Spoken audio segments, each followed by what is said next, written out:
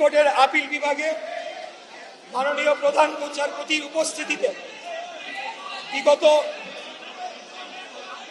ঢাকা দক্ষিণ সিটি নির্বাচন 2020 সালে অনিয়ম হওয়ায় আমরা যে নির্বাচন ট্রাইব্যুনালে যে মামলা করেছিলাম সেই মামলার যে রায় সেই রায়কে বাংলাদেশের সর্বোচ্চ আদালতে বৈধতা দেওয়া হয়েছে এবং এর বিরুদ্ধে যারা আপিল করেছিল সেই আপিলকে খারিজ করে দেওয়া হয়েছে। এর মাধ্যমে আমাকে মেয়র ঘোষণা করে নির্বাচন কমিশনের যে গেজেট প্রকাশিত করা হয়েছিল সেই গেজেটকে বহাল রাখা হয়েছে। আমরা বলতে চাই আজকে বাংলাদেশের সর্বোচ্চ আদালতে এই রায় এই আপিল নিষ্পত্তির মাধ্যমে আমরা যে শুরুর থেকে আইনের শাসনে বিশ্বাসী, আইনের প্রতি শ্রদ্ধাশীল এবং বাংলাদেশে আইনের শাসনকে সম্পূর্ণ শ্রদ্ধা রেখে আমরা যে মামলা করেছিলাম আদালতের প্রতি পূর্ণাঙ্গ আস্থা আমরা রেখেছিলাম, সেটি আবারও প্রমাণিত হয়েছে যে বাংলাদেশ জাতীয়তাবাদী দল বিএনপি এবং এর সর্বস্তরের নেতাকর্মীরা আমরা আইনের প্রতি শ্রদ্ধাশীল এবং এর মাধ্যমে এও প্রমাণিত হয়েছে যে বর্তমান অন্তর্বর্তীকালীন সরকারের কতিপয় উপদেষ্টা তারা আমার প্রতি বৈষম্যমূলক আচরণ করেছে এবং তারা নির্বাচন কমিশন, বিচার ব্যবস্থা এবং প্রশাসনের উপর হস্তক্ষেপের মাধ্যমে আমাকে যে মেয়র নির্বাচন নিশ্চিত করে ঘোষণা দেওয়া হয়েছিল এবং তার পরিপ্রেক্ষিতে আমাকে যে শপথ গ্রহণ করানোর জন্য যে দায়িত্ব ছিল সেই দায়িত্বটুকু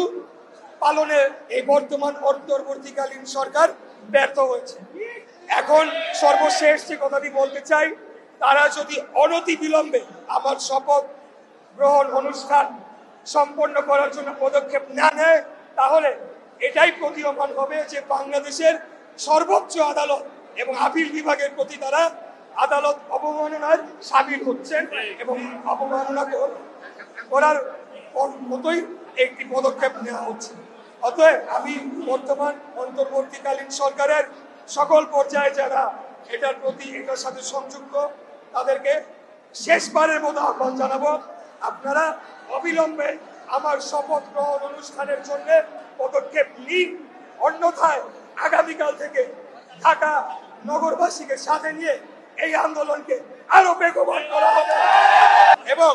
এই বর্তমান অন্তর্বর্তীকালীন সরকার যে তার নিরপেক্ষতা হারিয়েছে সেটিকে খুশি করে সেটিকে মাথায় নিয়ে সেটিকে জনগণের কাছে নিয়ে আমরা আমাদের এই আন্দোলনকে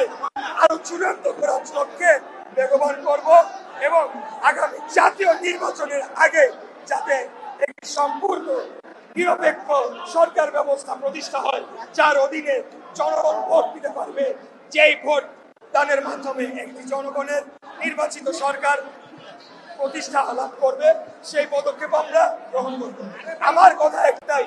একজন মেয়রকে তারা শপথ গ্রহণ করাতে ব্যর্থ হয়েছে, তাহলে আগামীতে 300 এমপিকে শপথ গ্রহণ করানোর জন্য তারা কি কার্যকরী পদক্ষেপ নিতে পারবে কিনা সেটা নিয়ে জনমনের যথেষ্ট সন্দেহ তৈরি হয়েছে। অতএব অন্তর্বর্তীকালীন সরকারকে শেষ সুযোগ দেওয়া হচ্ছে, আপনারা আপনাদের নিজেদেরকে সংশোধন করুন এবং আদালতের রায়কে মেনে নিয়ে জনগণের রায়কে মেনে নিয়ে আপনারা